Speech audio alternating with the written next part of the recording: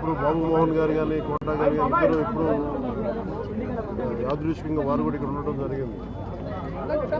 అందరికీ కూడా ఒక కుటుంబ సభ్యుడు, నాకు ఇష్టమైన వ్యక్తి, ఏదైనా అభిప్రాయం చెప్పాలంటే నిర్మమాటంగా చెప్పగలిగే వ్యక్తి.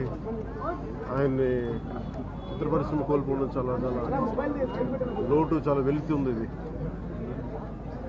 లాస్ట్ మేము అథారిటీ దారేది యాక్ట్ చేసేటప్పుడు కూడా ఆయన నాకు ప్రత్యేకించి ఒకటే చెప్పారు, మీరు ఇబ్బంది పడుతున్నారంటే నేను చనిపోయే వరకు యాక్టింగ్ చేయాలనుకుంటున్నాను. అక్కడమ్మాయి ఇక్కడ నా మొట్టమొదటి సినిమా అక్కడమ్మాయి ఇక్కడ అబ్బాయి నుంచి అథారిటీ దారేది వరకు నాకు ఆయనతో మంచి అనుబంధం ఉంది. ఇప్పుడు 10 మంది బాగును ఆకాంక్షించేవాళ్ళు.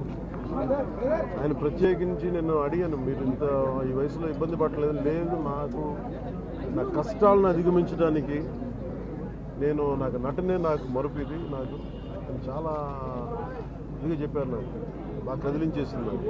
అలాంటి వ్యక్తి ఎంతమంది పరిణి చెందిన నటులు ఉన్నా కానీ ఆయన విశిష్టమైన శైలి, గొప్ప నటులు, ముఖ్యంగా బాబు మోహన్ గారు ఆయన కాంబినేషన్ మటుకు మేమందరం విపరీతంగా ఎంజాయ్ చేసేవాళ్ళం.